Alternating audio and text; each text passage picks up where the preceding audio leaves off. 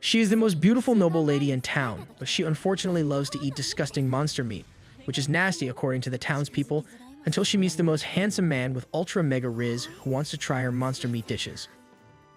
A traveling tradesman notices a noble lady sitting alone on a bench enjoying a particularly appetizing sandwich. Curious, he approaches and asks if he can try some. The lady gladly agrees, always happy to share her meals, and retrieves his sandwich from her picnic basket for him. When he tastes it, he's delighted by its flavor and asks for the recipe. Only then does she reveal it contains blackhorn wolf meat. Shocked, the tradesman awkwardly excuses himself and vomits nearby, having never expected a monster meat sandwich. Blackhorns are notorious for their poisonous flesh, so he assumes the lady must be insane to eat it so casually. Yet she is careful and knowledgeable, having processed the meat to make it safe, though few are open-minded enough to appreciate her cooking. Days later, Melfiora attends a banquet, indulging in the wide variety of perfectly presented meats, struggling to decide what to try next. Before she can wander, Mrs. Talbot reminds her she isn't there for the food. The autumn banquet is a political gathering for nobles. Essentially, Melfiora is there to secure a marriage, not enjoy the feast. She resents attending but has no choice. Her stepmother threatened to send her to a monastery if she isn't engaged by year's end. Her father hadn't been overly pushy, but he had urged her to find someone soon, which is why she agreed to attend the event. Things, however, weren't going well, as every noble recognized her as the monster meat muncher and avoided her. Hoping for better luck, she moved toward the section where most of the knights had gathered, planning to find one who hadn't heard the rumors and convince him to marry her before he discovered her little hobby. Before she could speak to anyone, a sudden commotion erupted as nobles screamed that monsters were attacking the banquet. Predictable, given the massive spread of food in the middle of the forest, yet that wasn't her concern. As nobles fled, Melfiora ran with them while knights charged to confront the threat. She then noticed an elderly couple struggling nearby. The man's walking stick had broken, leaving him unable to stand. She helped him up so they could escape, earning their gratitude, but their eyes widened in horror at the sight behind her. Turning, Melfiora froze as a massive black horn loomed just behind her. She could still flee unnoticed, but that would leave the couple in danger, so instead she shouted to draw the monster's attention and lure it away from the elderly pair. Melfiora was relieved she had saved them, but there was no way she could outrun it, and it seemed like the end for her. Just as the Blackhorn was about to trample her, a lone knight dashed forward and beheaded it in a single, swift motion. He was Roger, notorious as the blood-mad duke for his ruthlessness in battle, and the people around, though murmuring nervously about his terrifying reputations, celebrated that he had saved their lives. Melfiora fell silent, realizing she was face to face with the infamous blood-crazed duke, unsure if the rumors of his brutality were true, but she didn't care. He was too striking to notice. She got up and introduced herself, surprising Roger, as most women would have fled. Then she noticed some of the Blackhorn's blood dripping toward his mouth and urgently urged him to wipe it off, knowing the corrupted blood was toxic and that even raw beast blood could cause severe diarrhea. Roger, stunned by a girl so knowledgeable about monsters, stayed silent, and Melfiora worried she overwhelmed him. He appreciated her concern, but revealed he had holy water ready for any blood poisoning and even offered some to her, insisting it was better to be safe. Roger notices that Melfiora's dress is stained with blood and offers to take her somewhere to get a replacement. She politely declines, explaining that monster blood washes out easily with warm water and baking soda, so her dress isn't ruined. Roger, however, isn't talking about the stain itself. Most nobles would be disgusted by clothes tainted with monster blood, so he wonders why she isn't. Without thinking, Melfiora admits she butchers monsters regularly and is used to getting covered in blood, instantly realizing she said too much and apologizing. Instead of disgust, Roger laughs, remembering rumors that Melfiora eats monsters and now seeing it confirmed. Monsters' magical bodies usually make their meat vomit-inducing and fever-causing, so it's discarded, but Melfiora has always thought that wasteful. She admits the rumors are true and confesses that when she sees a corpse, she can't help thinking about how tasty the meat would be, though saying it aloud makes it sound worse.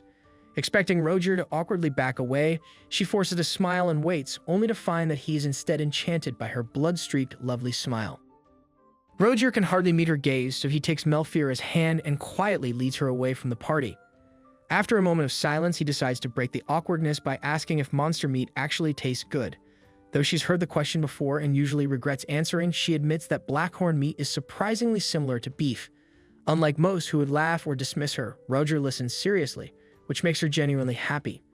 She explains that the trick is removing the magic during the bleeding process, making it safe to eat. Intrigued, Roger asks if she'd cook some for him, and she gladly agrees, though she warns that meat from corrupted beasts like the one he killed today can still upset the stomach, so he'll have to wait until she finds clean meat. Roger accepts and says he looks forward to it, but in the meantime insists on getting her a fresh dress. He brings her back to his pavilion, where his subordinate Kos greets them. After Melfiera introduces herself, Roger tells Kos to fetch her a dress while he leads her to a tent and prepares hot water so she can wash off the blood. Embarrassed, Melfiera protests that he's going to too much trouble for her, especially since he's far more covered in blood than she is. Melfiera told Roger to clean himself first, though he was already stripping off his shirt, seeing nothing unusual in it since he often did so. She, however, grew flustered, her heart racing as it always did when mates bared themselves in training. When Roger asked if something was wrong, she admitted honestly that she was admiring his physique. He never thought much about his body, though constant training against monsters had made him muscular. Remembering how impressive he looked when he beheaded the Blackhorn, she asked if he could teach her to do the same. Roger replied that anyone could learn, but her arms lacked the conditioning, so she'd be better off leaving the fighting to him. Still, he offered to hunt any monster she wished, which made her eyes brighten with excitement at all the tastes she longed to try. Just then, Kos returned and lightly scolded Roger for being half-naked in front of a young lady. Roger defended himself, saying it was only his shirt, but Kos still deemed it improper. Later, Melfiera changed into the dress Kos had prepared, delighted by its beautiful design. Roger mentions he borrowed the dress from the queen long ago and thinks it suits Melfiera perfectly, all while holding the head of the Blackhorn, which shocks his men since most ladies would have fainted at its sight, yet Melfiera remains unfazed. They're pleased he finally found someone he connects with. Later that evening, Roger escorts Melfiera to her carriage. She thanks him again for saving her and says goodbye, and he promises a special present for their next meeting. Excited, she requests that if he brings a monster, he capture it alive for better tasting meat. Roger has never done that, but accepts the challenge, knowing it may take time. Meanwhile, Melfiera offers him some scat-bit monster jerky she prepared carefully, ensuring it's safe. Trusting her, Roger bites in without hesitation and finds it surprisingly delicious. Kos scolds him for eating untested food, but Roger insists it's fine and feeds Kos a piece, proving its taste. They agree it's excellent, and Roger tells Melfiera he looks forward to seeing more of her creations. Suddenly, she ducks her head, tears forming at finally being recognized and appreciated for her hobby, then composes herself to bid Roger a final goodbye, eagerly anticipating their next meeting. After several days on the road, Melfiera's carriage finally reaches home just as snow begins to fall. To her surprise, her father is already waiting at the gate. When she approaches, he opens the door and she immediately asks if something is wrong. She first assumes he's upset about her engagement, but he explains it's something else. He's confused about how to handle a marriage proposal from a duke. Shocked, Melfiera learns that Roger has formally asked for her hand, leaving her and her father equally flustered. She hadn't imagined that their pleasant exchange at the banquet would lead to this so soon. Meanwhile, after Melfiera's departure, Roger reports back to Crown Prince Maxim, his elder brother by blood, informing him that his men have cleared the area of threats and destroyed the monster's den. Maxim praises his work and urges him to drop the formality between brothers, but Roger refuses, reminding him that since Maxim became crown prince 17 years ago, and Roger was adopted into the Galbraith family, he now serves only as Maxim's subject. Maxim realizes Roger won't drop the formalities, so he shifts the topic and teases him about his recent date with a redhead. Shocked that Maxim knows, Roger hears his brother claim he keeps tabs on everything he does. While Roger is distracted, Maxim grabs jerky from the picnic basket Melfiera prepared, takes a bite, and praises its flavor. Curious, he asks what meat it is. Roger sighs, saying a crown prince shouldn't eat things blindly, then explains it's made from scat's meat. Intrigued that a monster could taste so good, Maxim wonders if Melfiera made it herself, thinking she might be onto something. But more than the jerky, he's curious about Roger's intentions toward Melfiera. A count's daughter getting involved with a duke is rare, and given Roger's history of failed romances, Maxim suggests this might be his one real chance. Annoyed by his brother's teasing, Roger leaves the tent, frustrated yet thoughtful. Deep down, he admits Maxim might be right. Melfiera's bravery and charm are unlike anyone he's met. Resolving to act, Roger decides to keep his promise and capture the monster she wanted, hoping to surprise her the next time they meet. At Melfiera's home, she and her father examine a jewel-encrusted letter delivered by a duke's messenger riding a blaze eagle. Disappointed for missing the eagle, Melfiera listens as her father asks what happened between her and the duke. She explains she was attacked by a monster and Roger saved her, nothing more. Her father doubts it, especially since Roger, whom she barely knew before the banquet, is now proposing marriage. Reading the letter, Melfiera recognizes Roger's tone as he fondly recalls their time together, but she suspects hidden motives. Her father reminds her she can refuse, though rejecting a duke requires a strong excuse. Later that night, while rereading the letter, Melfiora realizes Roger shares her unusual love for monster meat and assumes he wants to bond over it. As she grips the letter, glowing magic reveals a secret note. Roger plans to visit her before winter ends, specifically tomorrow, the 18th. Her father panics and Melfiora, equally flustered, wonders what Roger truly intends, though worrying now seems pointless. The next morning, Melfiora's stepmother bursts into her room, shocked to see her still in her nightgown. Melfiora quickly lies, claiming she was waiting for Celia to help her choose an outfit, though she'd only just woken up before Celia arrived. Celia isn't cruel but constantly nitpicks Melfiora's choices, especially her decision to marry the infamous blood-mad Duke, something Celia herself once pushed for. Ignoring her, Melfiora silently lets her maids dress her until a thunderous roar echoes outside. She rushes to the window and spots a flock of glacial dragons, Roger's no doubt. Moments later, he appears beside her window, announcing his proposal and the gift he promised. Melfiora lights up with excitement, while Celia, terrified, screams for her to close the window. Instead, Melfiora tells Roger to land by the northern pasture, then quickly shuts the window and hides her blushing face in the curtain, her heart racing as she recalls how effortlessly handsome he looked atop the dragon. While Melfiora tried to calm herself, Celia kept calling for her. When Melfiora finally responded, Celia said she'd lie down because seeing the dragon made her feel sick. Muttering that Roger must be insane to ride dragons and unfit to be a duke, she was quickly stopped by Melfiora, who firmly said she planned to accept Roger's proposal and asked Celia not to insult her future husband. Annoyed, Celia stormed out. About an hour later, Melfiora met Roger in the pasture, explaining she'd only learned of his visit from his letter yesterday and couldn't prepare anything. Roger didn't mind, apologizing instead for arriving so suddenly. Koss joked that came fast because Roger couldn't wait to see her, earning a flustered denial. Roger then asked where to place her gift, pointing to a cage covered with cloth. Realizing he had truly caught the monster for her, Melfiora felt guilty for troubling him. Noticing her hesitation, Roger asked if something was wrong, and she looked up, sincerely thanking him before asking if she could take a peek inside. Roger leads Melfiora into the cage without hesitation. Seeing no movement, she asked if he already killed it, but when he lifts the cloth, the creature, a golden-furred royal moodle, lies unconscious but alive. These rare monsters, similar to cows, usually have white fur, but royal ones turn gold as they mature, making their fur valuable for coats and scarves, though their meat is often wasted. Melfiora, who has never tasted one, expects it to be delicious since it's a fruit and mushroom-eating herbivore. Impressed by its rarity, she asks if Roger is sure about giving her something so precious. He assures her he wouldn't have caught it alive otherwise. Overjoyed, Melfiora thanks him, thrilled she can prepare it however she likes. Her excitement leaves Roger flustered while Koss and the others quietly watch. Shortly after, her father arrives to greet Roger and thank him for the long trip. Roger apologizes for the sudden visit, explaining he wanted her answer to his proposal before winter. Melfiora, still caught up in joy, almost forgets the reason for his visit. She then asks her father to allow Roger's dragons to hunt in the mountains. He agrees but is puzzled, thinking the moodle was supposed to be food for the dragons. Melfiora reveals the moodle is actually for her, surprising her father since he didn't think Roger knew about her hobby. She explains Roger went out of his way just to taste her monster cooking and asks for permission to open a research facility to prepare the noodles. Her father worries Roger might be disturbed by her butchering monsters, but Roger assures him he understands her and knows the rumors, yet still wishes to propose. Delighted, her father welcomes Roger warmly. Before resting, Roger mentions he needs to handle his gift since it's still alive, the living moodle Melfiora asked him to capture. Roger expresses interest in watching the preparation, so her father tells Melfiora to take him to her facility. Riding dragons toward it, Melfiora enjoys the experience but feels uneasy. When Roger senses her hesitation, she claims it's just first-time nerves, though she's actually anxious about how they'll react after seeing her prepare the monster meat, uncertain if he'll truly accept her. When Rovier arrives at the lab, he notices an ancient magic circle on the floor. Curious, he asks Melfiora about it, and she explains it was her mother's creation, though she's made some improvements. It's what she uses to process monster meat. Roger finds the idea brilliant, but doubts the circle alone could drain a monster's magic.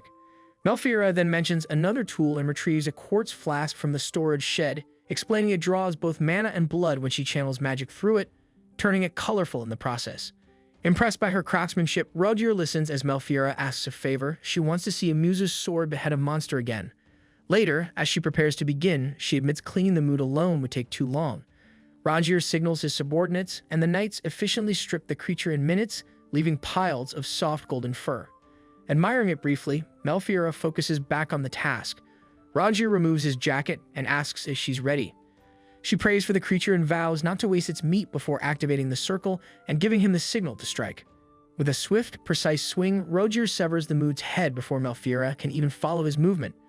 As the creature falls, she begins extracting its blood and magic, chanting over a flask that quickly fills. It's her first time handling a beast this large, and the excess magic blood causes the flask to crack. Unable to stop mid-spell, she panics until Rogier swiftly replaces it with another, allowing her to finish the extraction perfectly. Though relieved, Rogier is puzzled that the carcass hasn't shrunk, and Malfeira explains her spell only drains blood, keeping other moisture to preserve flavor. Impressed, Rogier asks about the spell's origin, and she tells him it was her mother's creation from 17 years ago, born during a famine when the land was barren and people starved. Her mother sought to make monsters a sustainable food source, and Malfeira now continues that work, hoping to refine the process so anyone could use it to turn monsters from threats into nourishment. After her mother's passing, Malfeira took on the challenge herself, though she admits she enjoys sampling rare monsters occasionally. Rogier senses her noble intentions but raises another question, lifting the flask of magic blood to ask its purpose. Malfeira casually explains she uses its energy to light fires and power lamps, enough to last 2 months before refilling. Rogier is stunned that's all she does with it. When she asks if there's another use, he bursts into laughter, realizing she doesn't understand what she's achieved. He tells her she's done what even royal mages couldn't, extracting and storing pure magic essence in a bottle, something that could become a weapon of mass destruction in the wrong hands. Malfeira is shocked, realizing she's unknowingly created something dangerous, but Rogier reassures her, saying he knows she'd never harm anyone. Relieved, he jokes that he's glad the rumors about her drinking blood aren't true since her mesmerizing hair almost had him thinking she might be a vampire. Flustered by his words, Malfeira blurts out how dazzling he looked riding his dragon, leaving both red-faced and silent. The awkward moment lingers until Kos cuts in, reminding them there's still work to do, prompting the two to hurriedly move along. Malfeira later approaches Rogier with a hunting permit. Since the dragon wasn't satisfied after eating the mood's organs, Rogier needs to hunt more monsters before it becomes fussy. His stomach growls too, and Malfeira suggests they try a bit of the meat early. As they prepare to cook, Rogier remembers something special he brought, a slice mill. He lets Malfeira taste it, and she's amazed by the rich mix of spices. Rogier explains he took it from his head chef before leaving home, and it pairs perfectly with meat. They prepare 2 skewers, mouths watering, but Kos suddenly appears, suspicious of the aroma. Rogier tries to deny it, yet the smell gives them away. Remembering the permit, Rogier orders Kos to hunt monsters instead, but Kos insists Rogier join since he's their best fighter. When Rogier tries to refuse, Kos guilt-trips him for eating while his team starves. Sighing, Rogier agrees to make a skewer for him too, only for Kos to reveal the whole team is already there.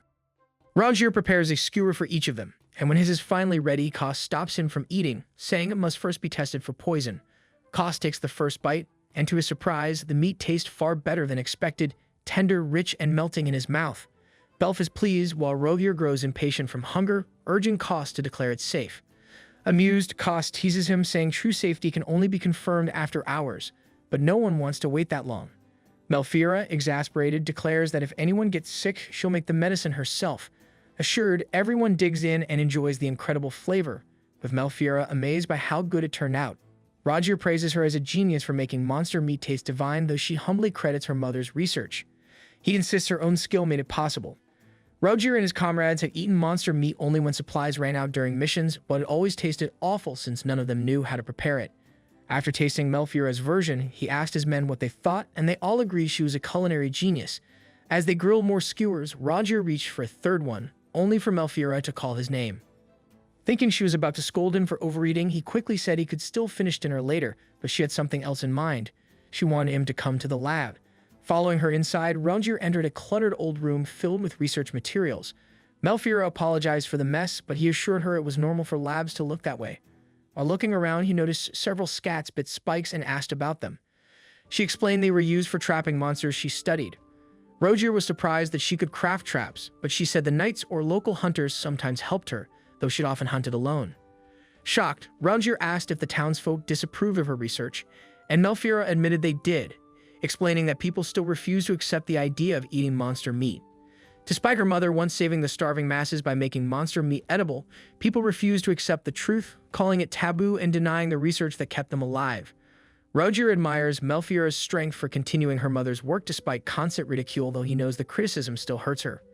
Wondering why she persists, he asks her directly, and she responds by asking if he remembers the incident from 17 years ago. He says he could never forget. It's why he was adopted into the Galbraith family.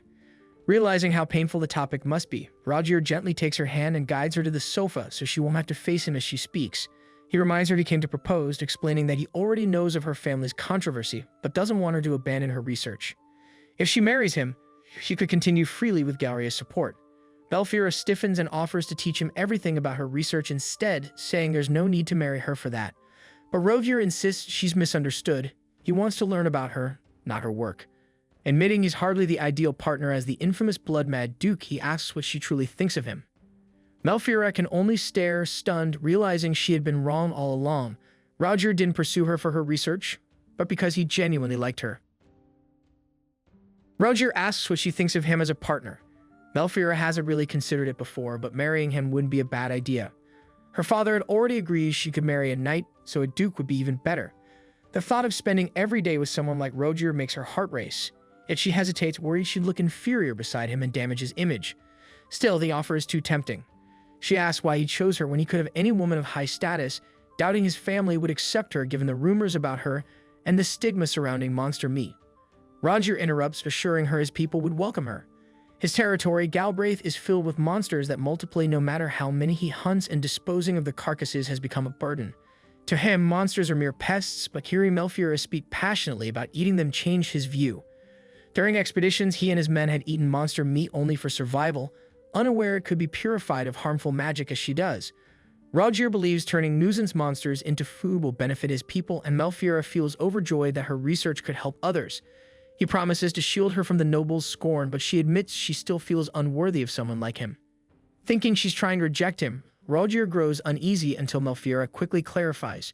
She only meant she lacks the skills most maidens have. Still, if he accepts her as she is, she would gladly marry him. Her only true gift lies in research, yet she can at least turn the monsters he slays into fine meals so nothing goes to waste. Their talk ends when Claude, Melfiora's guard, arrives to inform Roger that her father awaits him at the castle. Before leaving, Claude quietly warns Melfiora not to share sensitive matters with someone she's known for just 2 days, and she heeds his caution. As they walk down the hall, Roger notices Claude's suspicious watchfulness but understands it's only natural given his fearsome reputation as the blood-mad Duke. Roger meets with Melfiora's father to finalize their engagement. The Count, nervous about speaking casually with the Duke, is relieved when Roger praises Melfiora's dedication, but still asks why he's interested in her. Roger explains that during the banquet, he would have found the event dull, and even when the beast attacked, he felt nothing unusual, until Melfiora. She didn't flinch at the sight of blood or show fear, making him realize she might truly accept him as he is. He admits the proposal was sudden, spurred on by a meddlesome relative, but he wanted to make things official quickly. Before signing the contract, the Count asks if that's really his only reason. Roger assures him it isn't and goes on to describe everything he admires about Melfiora, proving his genuine affection. Convinced and relieved, the Count confides that he once feared Melfiora's lifestyle would bring her disgrace in a world that condemns eating monsters, and that he could do little to protect her. Roger promises that once she joins the Galbraith family, he'll protect her with everything he has. 10 days after their engagement, Roger returned home while Melfiora packed her research documents with the help of her knights, preparing to move to his territory. Roger insisted she bring everything from her facility and even left some of his knights to assist her. Though officially engaged, the reality still hadn't sunk in for Melfiora. When Roger magically sealed their marriage contract as a sign of devotion, he asked her to keep it secret from Koss, fearing his teasing. The heartfelt moment turned awkward when her father coughed to break the silence. Before the engagement, he had confided a secret to Roger, asking him not to tell Melfiora, but Roger immediately revealed it, exposing that her father had spread rumors about her being a monster meat muncher. Though the act was meant to protect her research from being misused for destructive purposes, Roger made it clear he didn't want to hear such rumors again. Melfiora's father receives the message while she, barely paying attention, remains unaware of the conversation's details. They assure her it's nothing to worry about, though curiosity still lingers. Before she can dwell on it, Mullen, one of the knights, informs her that the frozen royal moodle is ready for transport and asks about the moodle fur. She says she'll leave it for her father and stepbrother to make golden coats and thanks him for his help. But that she's nearly done packing before Rogier arrives. As she prepares, she wonders if it's normal for engaged couples to live together so soon, though Roger insisted because winter would soon cut off travel for 6 months. A knock interrupts her thoughts. Herman, the head butler who's cared for her since childhood, tells her the escort has arrived. Though sad to see her go, he's proud of her. As Melfiora leaves her room, it hits her that she won't return for a long time, so she goes to see her father once more. But upon entering his room, she finds Cecilia waiting on the couch instead. Melfiora is surprised to see Celia and asks why she's there, but Celia says that even as his stepmother, she wants to see her off before she leaves. When Melfiora asks about her father, Celia explains he's outside making sure her belongings are handled. Wanting to end the talk quickly, Melfiora tries to excuse herself, but Celia scoffs, accusing her of seducing the Duke and reminding her that her son is the rightful heir of the Martial Raid family. Melfiora calmly replies that it's obvious since she's marrying out, so she has no reason to care. Celia warns that if Rogier ever abandons her, she won't be welcomed back, and though Melfiora wants to insult her, she instead chooses restraint and leaves. Outside, her father finishes preparing and asks if she's ready, complimenting her coat, which once belonged to her mother Elise. Shocked, Melfiora listens as he recalls how Elise, coming from the warm south, was thrilled by her first snow but caught a cold soon after from overexcitement. Melfiora chuckles at the story, realizing her mother had a playful side, while her father quietly wishes he could share more memories with her. Moments later, Rogier arrives to pick up Melfiora, asking if she's sure she has everything since there's still a pile of her things nearby. She explains those are just old drafts of her research and no longer useful. Rogier offers to burn them to keep her work from falling into the wrong hands, and she agrees. He then tells her father he'll be taking her now, helping her onto his dragon as they prepare to leave. Though saddened, her father takes comfort knowing she'll visit next spring, until Rogier mentions he plans to keep her with him until their wedding in the fall. Surprised, her father asks about the preparations for her joining the Galbraith family, but Rogier assures him he'll provide everything she needs. To save them the trouble of burning the papers, Rogier casts a spell, summoning great pillars of fire that engulf the pile. Claude shouts that Rogier went too far, and Rogier apologizes, admitting he just wanted to impress Melfiora. He then thanks Claude for protecting her and tells him he sees promise in him, inviting him to join the Galbraith Knights if he ever wishes to. That night, Rogier and his knights fitted their dragons with glowing lights to stay visible in the dark. Watching from above, Melfiora found the sight mesmerizing, thinking they must look like shooting stars from the ground. When they flew over the port town of Anver, she asked if they would rest there, but Rogier said they'd continue to Fort Ritterard. He had offered to find her a place in the city if she disliked the fortress, yet she was eager to stay there instead. Rogier was surprised, warning that the fort was plain and uncomfortable, but Melfiora didn't mind. It was the nearby river, known for spawning fish monsters, that excited her. She wanted to catch and cook one herself, and Rogier mentioned that xynazes were common this season. She lit up at the thought of cooking one, and he admitted he'd love to try it too, though they'd need to set traps and wait till morning. Disappointed she couldn't have it tonight, she perked up again when Rogier promised fresh fish for breakfast if they set the trap after landing. Her bright look distracted him for a moment before he joked that her cooking would surely beat the fort's stale rations. Delighted, she recalled Koss saying the knights had awful luck with monster meat and asked if Rogier ever cooked it himself. He laughed awkwardly, admitting they only burned it over open flames during long expeditions when supplies ran out, which always ended terribly. He grimly remembered the Bolivia Screamwood and Gargantus, meals he wished he could forget. Soon after, Fort Ritterard came into view, and Rogier told Melfiora to hold on tight as they descended. Upon landing, the guards hurried over to greet him, but he waved them off, saying he had a special guest and wanted the western wing prepared for them. The guards gladly agree, but warn they have nothing fancy to offer. Rogier asks Melfiora to unpack, then pauses and suggests arranging a place in the city instead, realizing how crude the fort is for someone like her. Melfiora assures him it's fine, saying she often slept on the lab floor and that staying here comforts her since he's nearby. Flustered yet pleased, Rogier leads her to her room, telling her to rest after the long trip. She smiles, saying the ride was comfortable thanks to him keeping her warm. Suddenly, she catches an unpleasant cooking smell and hurries to the kitchen, where Mullen and Zeph are making a large pot of porridge. Trying not to offend, she points out it won't be enough for everyone and suggests adding her pre-salted noodle meat for flavor. Mullen hesitates, worried about wasting the limited supply. Seth remains uneasy, not because of the taste, but because he still can't trust the idea of eating monster meat. When everyone else first tried it, he had been busy and missed the chance, and even after hearing it was safe, his doubts linger. To ease his worries, Melfiora grills a slice over the fire, assuring him she already removed all the magic toxins. Nervously, Seth takes the meat, and seeing that, Mullen asks for some too. Melfiora happily prepares another piece, which Mullen eats without hesitation, praising her cooking. Just then, Rogier appears, clearly displeased to see his fiancée cooking for other men. Melfiora calmly tells him she made some for him too, but Rogier, still sulking, refuses to eat. Not wanting it to go to waste, she recalls how her maid used to feed her stubborn little brother and decides to do the same, telling Rogier to open wide. Startled, he obeys instinctively, and she slips the meat into his mouth. Malfeora asks Roger what he thinks, and he admits the meat is so good he can't stay mad. Since Roger and Mullen already ate theirs, Zeph tries it too and is surprised by how tasty it is. Pleased, Malfeora asks them to help mix the noodle meat into the porridge. That night, the knights are amazed by the flavor and their spirits lift. Roger praises Malfeora's cooking, but she modestly says she only diced and fried the meat before adding it in. Still, Roger is impressed. Realizing Malfeora hasn't eaten yet, he offers her a spoonful, telling her to open wide. Blushing, she remembers doing the same to him earlier and tries to refuse, but he insists, so she lets him feed her. She enjoys it and says she can handle the rest, yet Roger playfully feeds her again. When they finish, he tells her he wants to talk. Specifically, he wants her to stop addressing him so formally, which makes Malfeora realize how often she uses his title. Now that they're engaged, she decides there's no need for formalities and agrees to call him by name. Hearing it so sweetly warms Roger's heart, but suddenly his eyes flash gold and he winces in pain. Ralph panics and calls for help, yet Roger stops Mullen, saying it's fine. He just lost control of his magic for a moment and only has a slight headache. Malfeora worries it's because of the monster meat she gave him, but Mullen reassures her it's not her fault. Roger's magic is simply immense, and though his body can hold more than most, it still has limits. He just needs to release some of it. To ease her concern, Roger suggests hunting fish monsters to burn off his excess power, planning to leave in the morning with Mullen accompanying him. Even so, Malfeora can't shake her fear, knowing that like monsters, humans with too much magic can become poisoned and lose their minds, the same fate that once claimed her mother. As a child, Malfeora's last memory of her mother was watching her fade away in bed, trying to stay strong despite the inevitable. Her mother explained that her powerful magic often went out of control if not released, leaving her sick and bedridden.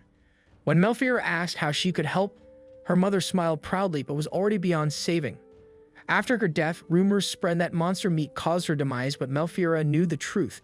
An incomplete spell had made her mother absorb the monster's magic instead of purging it. Determined to honor her memory, Malfeora continued her mother's research and learned that human bodies, being weaker than monsters, die easily from magic toxins after long exposure. Had she realized this sooner, she might have saved her mother. Now, she vows to protect Roger from the same fate. Later, Malfeora wakes in bed, confused, remembering only that she had been desperately searching for a way to save him. Realizing she must have fallen asleep on the floor, Malfeora figures Roger carried her to bed and blushed in embarrassment. After getting up to find him, she spots him calmly drinking tea in the dining area. When she asks if he's alright, Roger assures her he's fine. His magic isn't strong enough to cause any toxins yet. To prove it, he presses his forehead to hers, showing he has no fever. Relieved but noticing his body feels cold, she listens as he explains he got soaked catching the monster fish he mentioned last night. Feeling guilty for making him go out in the cold, she says she's more worried about warming him up than seeing the fish. Roger pulls her close, saying this will keep him warm, and though her face turns red, she secretly enjoys being in his arms. Malfeora asks if Roger has already killed the fish, but he replies that it's still alive in the metal net he set by the river. Excited, she says she wants to start preparing the Xanas since dawn is near, and Roger agrees to join her. She protests, feeling bad that he hasn't slept after staying up all night catching it, but he insists he's fine and jokingly says a hug would make him feel better. Embarrassed, she says she hasn't bathed yet, but he laughs that he's probably dirtier after all the work. When she turns away in fluster, Roger hugs her from behind, making her even more embarrassed. At that moment, Seth walks in, greets them awkwardly, and quickly turns away, sensing he interrupted something. Later, when the knights wake up, Malfeora tells them she plans to cook the Xanas for breakfast and asks for flour and oil to fry it. Seth volunteers to fetch the ingredients while she and Roger head to the river. As they walk, Roger asks if she has everything ready as she cheerfully shows him the magic circles drawn on oil paper. Curious, he listens as she explains she couldn't draw the circle by the river since the water would wash it away, so this was the best alternative. After reaching the river, Roger tells Malfeora to stay back since the Xanas is still dangerous. He orders the knights to pull up the net and warns them to be careful, explaining that monster fish are powerful in water and could easily break bones with a single hit. While he instructs the knights on how to haul it safely, Malfeora can't help but admire how confident and commanding Roger looks. When the Xanas finally surfaces, she's stunned by its massive size. It's far more impressive than any illustration she's seen, and she eagerly tries to get closer. Roger stops her, reminding her that one wrong move could cost her an arm. Once the creature is out of the water, Roger asks if she's ready for him to behead it, but Malfeora insists on doing it herself. Thinking it's just a fish, she lifts the sword only to find it too heavy and realizes she can't possibly manage it. Roger reassures her not to feel bad since mastering the sword takes time and says she can leave this part to him, though he admits he's never killed a fish before. Curious about the proper method, he asks for her guidance, and Melfiora explains that the first step is to blind the Xanas, since fish stop moving when they can't see. Melfiora covers Xana's eye with a cloth, making it go still as expected, then tells Roger to proceed with the next step, stab behind the eyes and above the gills to destroy its brain. Roger follows her directions, and after a brief struggle, the light fades from the creature's eyes, signaling its death. Melfiora then surrounds the body with magic circles and begins the extraction. Xana's magic energy is dense, but since there's little blood, the process goes smoothly and she finishes without issue. She hands the flask of collected energy to Roger, and though she originally planned to have him behead the fish, she hesitates, not wanting to rely on him too much. Instead, she asks if he can teach her how to do it herself. Roger chuckles, saying he doesn't mind handling it since helping with her cooking makes him happy. Melfiora is touched, admitting she enjoys having him around, unlike back home where she always worked alone. After the knights reposition the Xanas, Roger prepares to behead it, but pauses to ask if there's anything specific she wants him to consider before he begins. Melfiora advises Roger to start from the point he marked earlier and slice diagonally toward the gills, a difficult angle for most but effortless for a swordsman of his skill. His precise cut leaves the flesh untouched, astonishing Melfiora and the watching knights. Later, they return to the fortress where Szeth finishes setting up the outdoor cooking area, explaining that the kitchen is too small. Melfiora doesn't mind, as cleaning up will be easier. Wanting to remove the fish's skin and scales first, she asks if anyone has experience, and a knight named Ambry volunteers. His careful work leaves not a trace of meat on the skin. With the fish ready, Melfiora heats 2 pots of oil, one hotter than the other, to fry the meat in stages for perfect results. Roger, intrigued by her method, offers to help. Surprised but pleased, Melfiora asks him to watch the temperature of the hotter pot, warning him to be careful, while she begins preparing the batter. Since there were no eggs, Melfiora decided to mix water, flour, and spices instead. She dipped pieces of Xana's meat into the batter and fried them first in cooler oil until golden brown, then moved them to hotter oil for a crisp exterior and moist center. When the first batch was done, she served Roger some while the knights followed her instructions to cook the rest. Roger tried making his own batch but ended up burning it. Melfiora told him not to worry since few get it right the first time and his was still edible, just a bit dry. To prove it wasn't bad, she asked him to feed her one. Though hesitant, Roger agreed after she said she wanted to taste what he made and couldn't feed herself with sticky hands. She asked him to blow on it first, and once it cooled, he fed her. Melfiora was surprised by how chewy the dry fish was, and Roger, after tasting it himself, found it quite good too. Then they tried the moist ones, and Melfiora loved their soft, fluffy texture. Melfiora couldn't decide whether to make the chewy dry fish she liked or the moist one, so Roger suggested making both, knowing the knights would have mixed preferences. They prepared plenty of each, and as expected, many knights favored Roger's dry version, which proved ideal as food rations for missions. Realizing its usefulness, Melfiora thanked him, but Roger brushed it off as an accident. He then asked if she was all right after standing all morning, and she assured him she was fine and enjoying his company. Pleased, Roger noticed knights carrying dishes inside and asked why the tables weren't set outdoors. Melfiora explained she had the chefs prepare bread and vegetables to go with the fish, so everything was arranged in the Great Hall. She told him to head there since no one would start eating without him.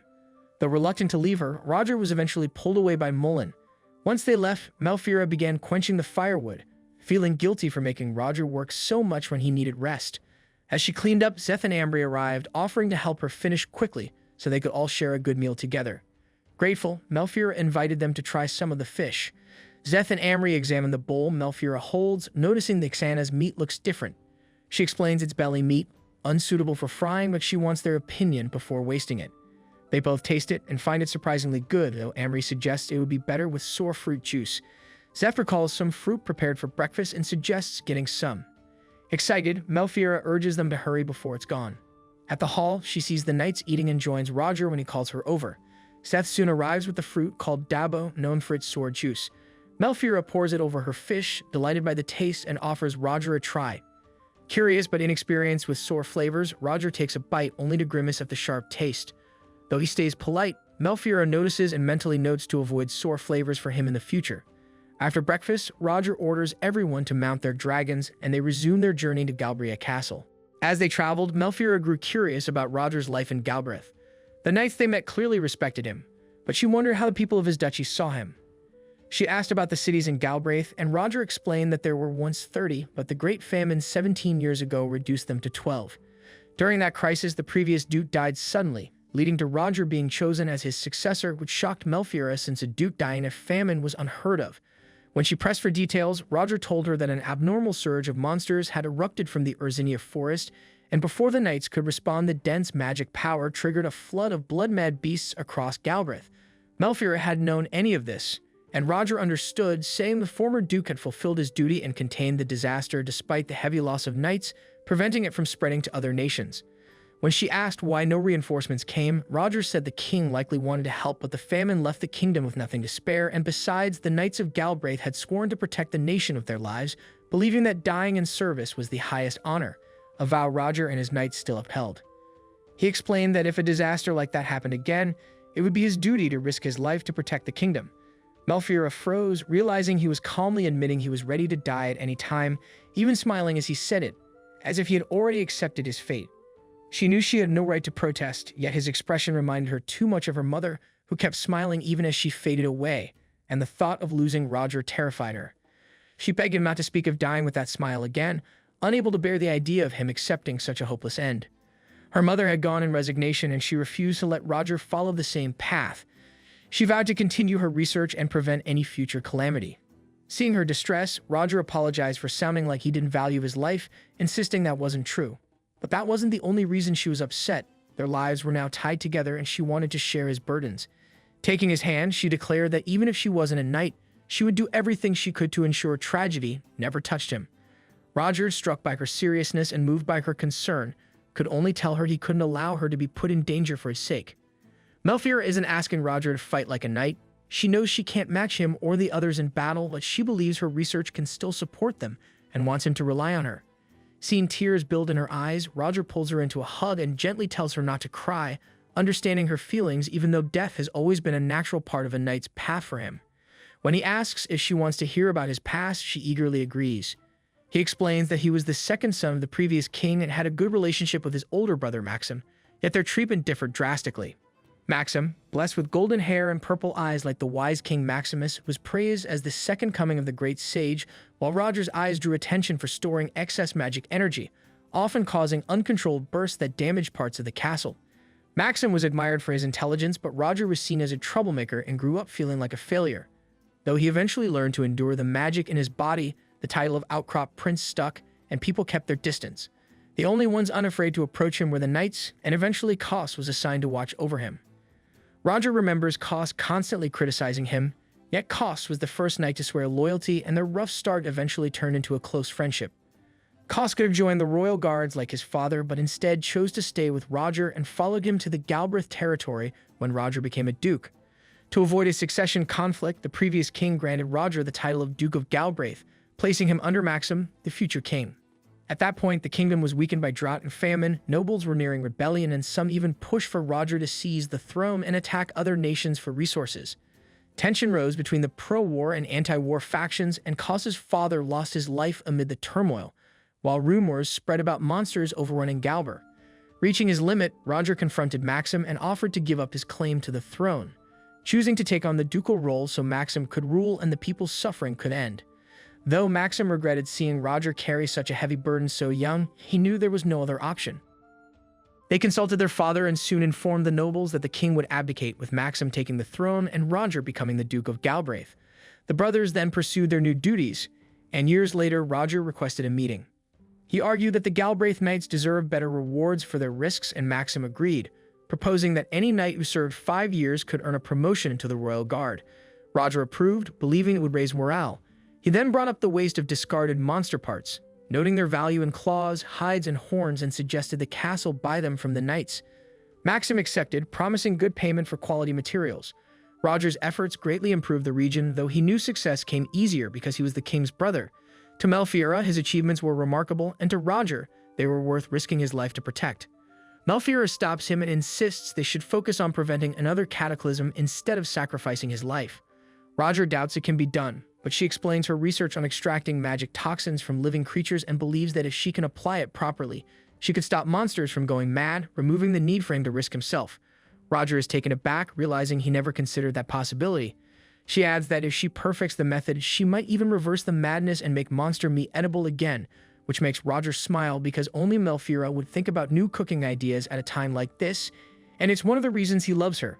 He kisses her forehead, leaving her so startled she nearly faints, and while she assumes he's teasing, he assures her his feelings are real. As they fly, Roger notices they are nearing Galbraith territory above the vast ozone forest, too large for him to navigate without a map. Melfiora mentions rumors that the forest is filled with monsters, and Roger confirms it. The land is rich with magic ores, and the soil is so saturated with mana that only monsters thrive there. Melfiora is about to question Roger when he suddenly senses danger and tells her to get off his lap. She obeys just before Mullen radios in, warning that a flock of Bergum is closing in. Roger stays composed, orders the knights into formation, and prepares for evasive flight. Curious after hearing they're being chased, Melfiora looks back and is horrified by the monster's appearance. When Mullen reports they're accelerating, Roger tells everyone to prepare to speed up and gives Melfiora wind goggles. He apologizes that her first visit turned into an attack, but she takes it in stride, though Roger is puzzled why the Bergun would attack a large group.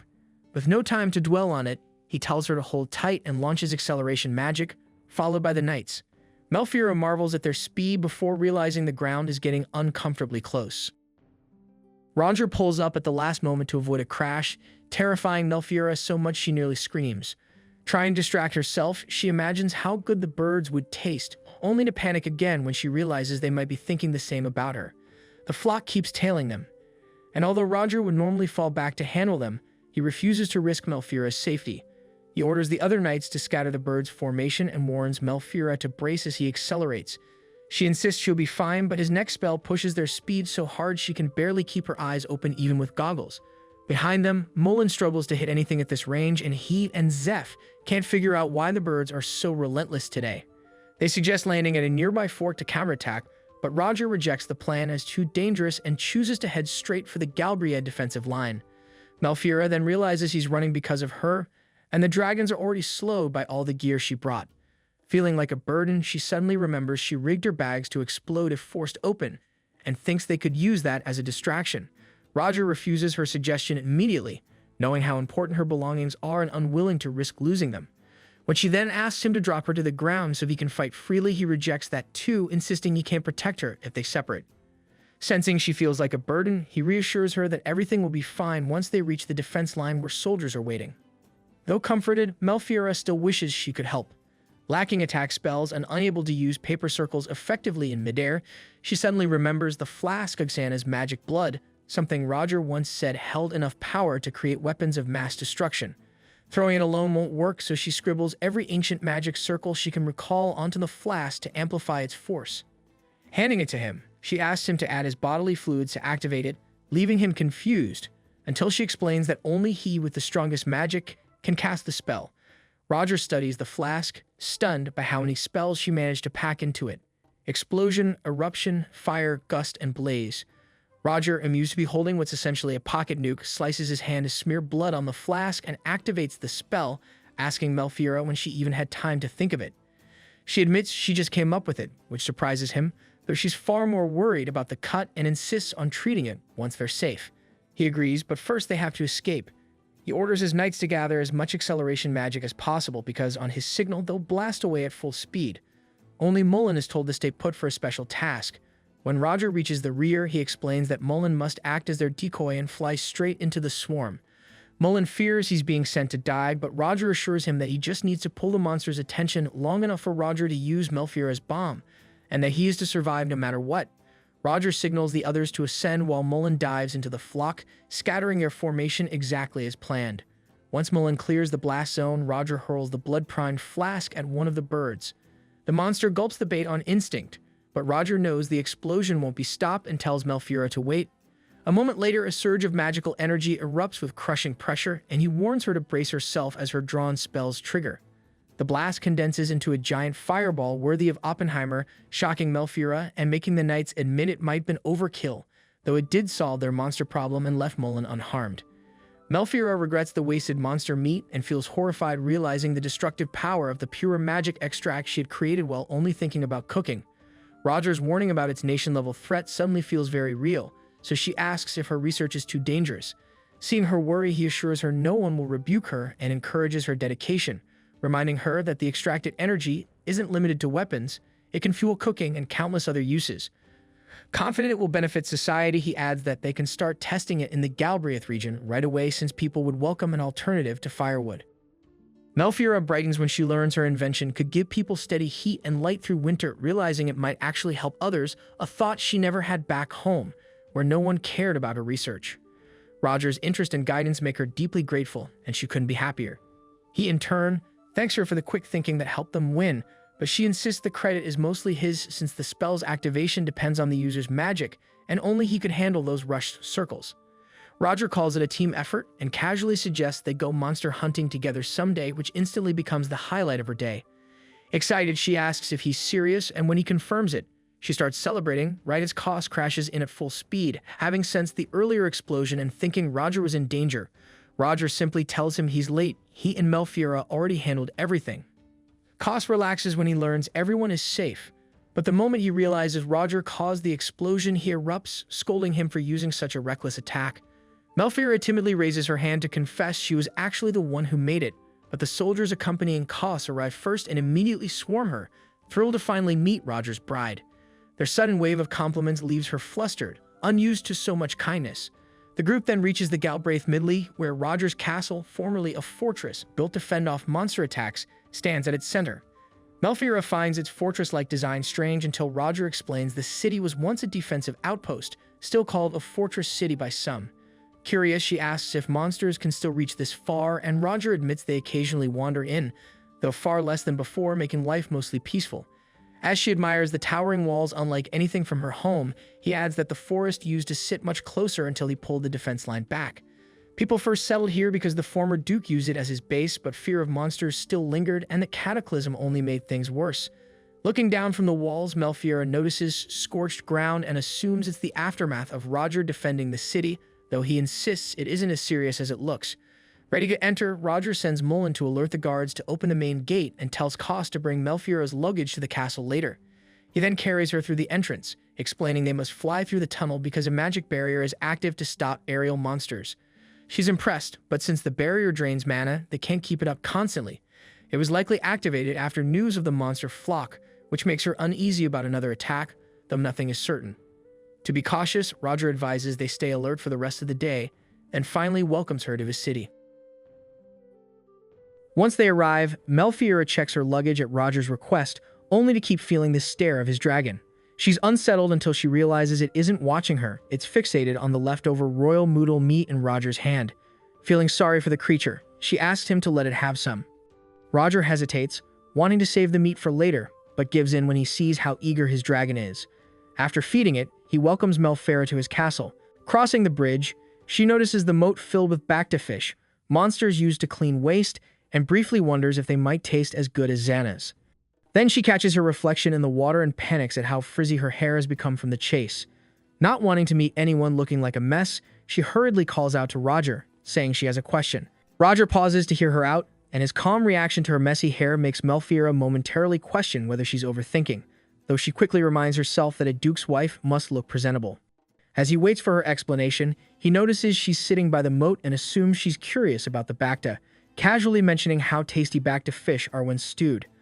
Distracted, Melfiora excitedly admits she's never tried one before, and when Roger offers to let her taste one, she happily agrees before realizing she's gone completely off topic. She finally explains that she wants to tidy herself up before being introduced to everyone and needs a room for that. Realizing his oversight, Roger immediately calls Mullen, orders him to summon the Blanche Course, and apologizes for not having any chambermaids since the castle hasn't had a duchess in ages. The Blanche Corps, a squad of female knights, arrives, and Roger instructs them to treat Melfiora with proper respect. Their captain, Blanche, greets her warmly, leaving Melfiora stunned by her striking appearance. The two remaining knights, Vice Captain Natalie and Lillian, listen as Roger explains that Melfiora just finished her first flight and needs help recovering. Blanche immediately agrees. Melfiora then asks Roger when he plans to introduce her to everyone, and he decides dinner will be best, giving her a few hours to prepare. As she turns to leave, Roger takes her hand, removes his glove, and kisses it, leaving her flushed with embarrassment since the knights are watching. He reminds her it's nothing shocking they are engaged and points out his room nearby if she ever needs him. After he leaves, Natalie calls Melfiora over and invites her into her new room. Melfiora is stunned by how beautiful it is but hesitates at the door, afraid her dirty shoes will stain the soft carpet. Blanche notices and simply lifts her up and carries her to a chair, which flusters Melfiora even more. Blanche kneels to massage her feet, but Melfiera quickly insists on doing it herself. As she removes her boots, Natalie and Lillian ask if she wants any sweets, yet she politely declines, not wanting to trouble them and assuring them she can manage on her own. Blanche rejects the idea of stepping back, insisting that Roger entrusted them with protecting Melfiera and they intend to honor that as her knights. She offers her sword as a pledge of loyalty, and when Melfiera draws it, she notices the same insignia Roger carried the day he saved her. Returning the blade, Melfiera says Roger chose them for a reason, which is enough for her trust, but reminds them they know little about each other and that a sword is a knight's life, not something to hand to a stranger. She admits they must have heard the rumors about her, yet she promised Roger she would prove herself and has already decided how to serve this region. Until she earns the title of Duchess of Galbraith, she asks Blanche not to offer her blade again. Blanche accepts this and vows to become a knight worthy of serving her, earning Melfiera's gratitude. As Blanche sheathes her sword, Melfiera asks if it was forged by the same maker as Roger's. Blanche says all their blades come from a mid-lake smith and wonders why she asks. Melfiera explains she wants a sword of her own and hopes Blanche can introduce her to the smith. Blanche initially refuses Melfiera's request but gives in when Melfiera insists she at least mention the Smith family. Later, while offering to brush Melfiera's hair, Blanche discovers its overwhelming volume and apologizes, worried she can't manage it alone. Melfiera begs her to continue because Roger likes her hair fluffy, surprising Blanche enough to commit to fully untangling and perfuming it before dinner. As she gathers her tools, Melfiera feels guilty for distracting her, but Blanche reassures her she used to brush her daughter's hair often. Shocked to learn Blanche has a family, Melfiera listens as she explains she has 2 children, including a daughter who wants to be a knight like her. Despite her husband's concerns, proud yet aware of how harsh the knight's life is, Blanche can't understand why Melfiera insists on forging her own sword. Melfiera casually says she needs it for butchering monsters, leaving Blanche stunned enough to confirm she truly plans to kill and eat them. Melfiera openly admits it, noting that monster meat was what first brought her and Roger together. She calls Natalie for her tools, and Natalie returns with a worn set of knives thin from cutting flesh and bone. Lillian, horrified, asks if Melfiera regularly eats monsters, and though Natalie tries to silence her, Melfiera doesn't mind and explains how she began making monster meat edible. Lillian, amazed, says she has always wanted to try it but was warned it would invite disaster, and eagerly asks Melfiera to cook some. Melfiera offers leftover Xanas if Roger agrees, thrilling Lillian until Blanche scolds her for making demands and sends her home. As Lillian leaves, Melfiera stops her to ask her age, and Lillian explains she is 15, officially still a child but treated as grown since she has already been kneed. Hearing this, Melfiera asks if she truly wants to try monster food and happily offers to make it for her, inviting Blanche and Natalie as well. While they hesitate, Lillian excitedly requests the fruit of the Screaming Wood monster, praising its flavor despite the sickness it caused others. Intrigued by monster plants, Melfiera grows enthusiastic about tasting a fruit described as rich and sweet, and her excitement gradually pulls Blanche and Natalie in too. Mullen grows tense until Roger asks what's bothering him, and Mullen admits he's uneasy about the internal doors connecting their rooms. Roger assures him everything is fine, but Mullen remembers the duel and the strange bird leading the flock, wondering if the dragons had gone rabid. Roger realizes the largest bird had swallowed a vial packed with immense magic, its toxins driving it insane and causing the entire flock to rampage. While Roger sinks into thought, Mullen tries to soothe him and says they're lucky to be alive. He praises Melfiera's magic circle, believing her forbidden talent comes from kindness, because without it, they'd be dead. He adds that Roger will need loyal allies like Mula to protect her. Roger suddenly steps toward him oddly, startling Mullen, who asks why he's staring. Roger says he wants to talk about the terrifying spell, but Cass enters, and Roger mistakes him for an assassin, charges, and is immediately stopped and bonked on the head. Cass scolds him for using acceleration magic to rush Melfiera to Shield's room. Roger apologizes and says Melfiera just needs rest, admitting he panicked and brought chambermaids used to serving nobles. Cass teases him about loving her, and Roger openly says he does and wants to marry her. After the maids leave, Roger complains about Cass making his own mother act as a maid, but Cass insists she's the most trustworthy since she once cared for Roger as a child. Mullen, confused why his sister is involved when she's only a baker, hears Cass explain she took over the family bakery after her brother became a knight and that this job is temporary. Roger quietly admits Cass's decisions make sense despite his calculating nature. Cass then casts a barrier around them and demands the truth about the spell, accusing Roger of merging with the Ozone forest out of love and calling him things like walking volcano. Roger stays hurt and silent. Cass asks if anyone else noticed, unsure himself, then turns to Mullen, Mullen hesitates, not understanding fully, but Koss reveals the spell that wiped out the flock was actually created by Melfira. Stunned, Mullen listens as Roger explains she used the Xanas's magic they ate that morning and packed the vial with every spell she could think of before he activated it. Mullen is awestruck, as Roger says modern spells are simplified and ancient spirit-based magic is mostly lost, yet she still taught herself and drew that complex magic circle. Roger tells Koss to protect her research, and Koss says he already added extra seals to the vial with the royal model's magic. Relieved, Roger asks Mullen to keep everything secret for now. Mullen agrees and asks why him, and Roger says he wants him to protect Melfira with Blanche's company and return to being a dragon knight if needed. When Mullen asks if she'll be safe in Midley, Roger explains he prepared an isolated room he once used and turned it into her research lab so her work can continue and the monsters can be safely consumed. Galbraith is ready for change, and after the meeting Roger sits alone, realizing he also needs to speak with Melfira, whose kindness keeps her from seeing how her research might be misused. He's set on protecting her. Koss suddenly appears with his sword drawn, startling Roger, only to accuse him in a flat voice of eating without him. Roger panics because Koss never smiles, and Koss grows furious that the Xenas Melfira made was eaten without him, before a guard interrupts. Later, Roger meets Melfira and explains that the men they left behind reported some burgeoning creatures going berserk. He apologizes that this happens right after her arrival and says he meant to give her a tour, but now he must deal with the threat before the monster birds attack nearby towns. She asks if the situation is serious enough to require an immediate raid and assures him she understands her duty as Duchess to support him. Roger asks her to prepare food for his return, and Melfira thinks he's signaling to Blanche's group that he wants monster meat to secure their full support for her research. He then asks if there's any monster she wants so he can hunt one while he's out, and she, embarrassed, says it feels rude to ask for something big during a crisis, but since he offered, she'll tell him. Melfira asks Roger for a scrimwood fruit, surprising everyone. She explains she once ate it and regretted it because of its strong smell, while Mullen insisted it tasted sweeter than nectar. Mullen adds that the fruit was overripe and black but still fragrant and sweet, filling his mouth with joy until the taste became unbearable, no matter how much he rinsed. Melfira silently wonders how they had such opposite reactions to the same fruit and admits to Roger that it isn't a priority and that his safe return matters more. Roger promises to bring some if he finds it, then urges everyone to depart so they can return before sunset. He hugs Melfira, tells her he arranged for her research materials to be moved to his old room, and asks Blanche to guide her there.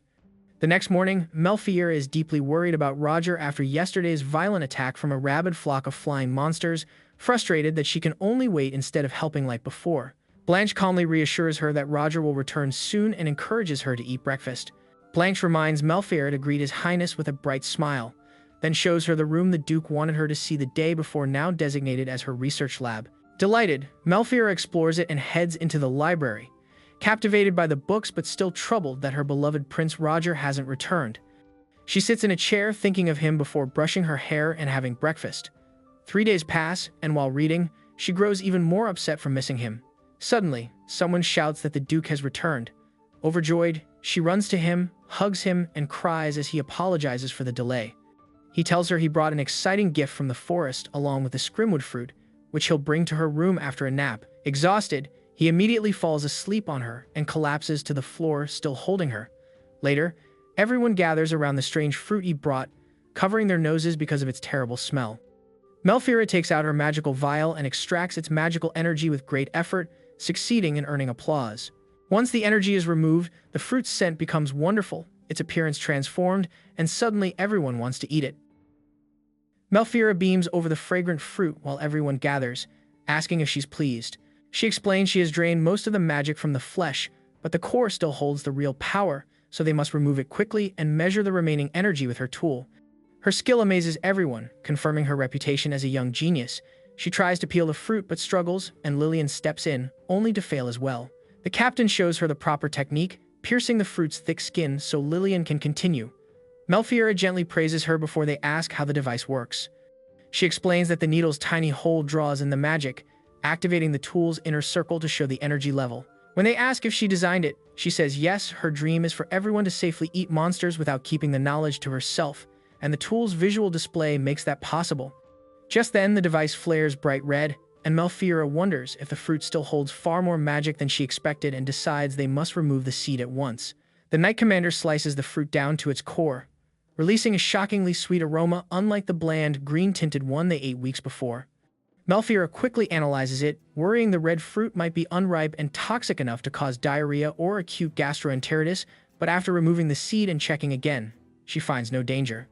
Relieved, everyone celebrates, and Melfiera prepares to taste it first, the jelly-like flesh glistening, but the Knight Captain stops her and insists on testing it himself. The group then argues over who should risk their life for the others, only for Lillian to quietly scoop a bite without asking. She declares it incredibly sweet, and soon everyone eats, amazed by the flavor missing from the previous fruit. After enjoying the moment together, they thank the princess, who reminds them they are like siblings, and everything they achieve is because they support one another. She admits she would have been helpless without remembering Mulan's advice and is grateful for them all. She plans to present the fruit to the Duke, while Lillian secretly wonders whether he will actually enjoy it. Melfiera confidently insists he will love the fruit because it tastes wonderful, adding that she's eager to let the Duke try it too so he can forget his own bad experience with it. She sets out a board to shield the cut surface from the air and keep the fruit fresh, then places the flask used for extracting magic energy on top to cool it, leaving the others stunned. Realizing she had doubted her, Blanche apologizes for misjudging her despite her vow of loyalty, but Melfiera laughs and brushes it off, saying they simply don't know her well yet. Jokingly, she claims she intends to commit evil deeds, which horrifies them until she clarifies that she means things like slamming windows, spreading dragon dung, or hogging tasty monsters. Lillian pretends to sob at her outrageous threats, and Melfiera pushes the joke further by saying she might even eat a dragon and then declares she hates the Duke before heading back right as Roger appears, hears her words, and demands an explanation, leaving her frozen in fear. He calls the situation unfortunate and gently asks if he did something to earn her anger. She quickly says it was only hypothetical and that she could never hate him, but he answers that being hated is nothing new to him. Before he can sink further, Melfiera cuts in, insisting she would never feel that way and realizing too late that her careless words might have hurt him. Blanche steps forward to explain that she was the one who pushed Melfiera into that line of talk, asking about her kindness and what misdeeds she might commit to judge whether she was fit to stand by his side. Melfiera begs them not to expose everything, only for Lillian to finish the story by saying Melfiera simply wanted to taste the scrimwood fruit and share its sweetness with him. Melfiera burns with embarrassment, thinking that they aren't wrong, but it's humiliating to hear it aloud, and Lillian makes it worse by teasing that she wants to see that bright, love-struck smile Melfiera showed earlier when talking about Prince Roger. Mortified, Melfiera nearly collapses from the scandalous suggestion while Roger, who had been secretly listening the whole time, bursts into laughter. When she tries to flee, he catches her, apologizing for teasing her after already knowing everything. She apologizes too, saying she shouldn't have said such things even as a joke. Roger admits that even though he knew she was teasing, hearing her say she hated him still hurt, despite his own fault in Eve's fall. When Melfiera wonders how he got inside, he explains that his room is linked to hers by a hidden door he usually keeps locked, but something inside his cloak woke up and pushed him to come. He reveals a tiny lost puppy, and her delight is immediate. Knowing it was separated from its parents, they decide to search for them and bring them back. Roger tells her the first Duke once kept a grown beast of the same kind, making it the family's symbol. When she asks to feed it monster meat, he agrees to give it dragon meat and orders Blanche's group to fetch some. As things calm down, he tells Melira they can finally relax, but she becomes flustered when he says touching her hair soothes him more than petting the puppy. Embarrassed, she fulfills her duty as the Lady of Galbraith and asks if he's hungry, offering him scrimwood fruit. He's surprised by its scent, remembering he never liked it before. When he tastes it, he admits it's delicious and says it feels like a miracle for his tired body. He savors the meal, joking he could eat it forever before feeding Melfiera, who calls it the taste of sweet joy. Blanche and Lillian announce the puppy's food is ready, and it rushes over to eat. When Melfiera asks about its growth, he explains it will be independent in a year but needs 4 meals a day to mature. Lillian proudly mentions their badge and asks if she has ever seen a grown Sirius. Melfiera admits she only saw one in an encyclopedia but believes it to be a sacred beast. They watch the puppy finish eating and relieve itself before he tells Melfiera they must find its mother. She asks how long he plans to keep it, and he answers that he'll release it once it can feed itself. When she brings up the Grand Duke Sirius, he says it was only a legend. Everyone plays joyfully with the puppy afterward, and he reminisces to Lillian about how she once followed Blanche everywhere, dreaming of becoming a knight. Melfiera reflects on how hard Lillian must have worked to achieve that dream. He then notes that 6 months have passed since the Lozel workshop crafted Lillian's sword. When Melfiera asks about it, he explains that Blanche's husband leads the smithy. Curious about Melfiera's potential, he asks Blanche for her opinion, and Blanche says Malfeira handles blades with skill, but must be personally approved by her husband before he forges a sword for her. Nervous about how he might judge her, Malfeira nonetheless agrees instantly. The next morning, dressed magnificently, she steels herself for her debut, determined to prove she is worthy of becoming the Duchess of Galbraith and no longer afraid of her reputation as a villainess. Before Malfeira ever reached the grand introduction she expected, she was led somewhere far more intimidating, the kitchens and shared dining hall where noble gentlemen fresh from the changing of the guard had already gathered.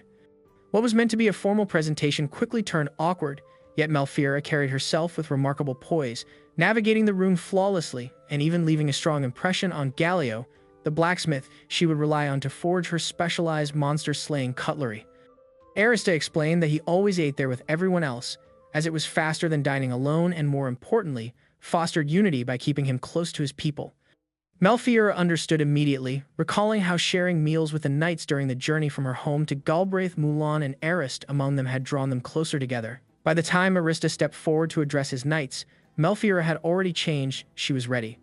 Though deeply embarrassed and wishing she could hide, she stood her ground as Arista announced his engagement to a noble woman from the north, the eldest daughter of the Count of Malch. Arista reassured her she looked beautiful, and despite her flushed cheeks, Malfeira faced the room with quiet strength, proving she was no longer the same girl she once was.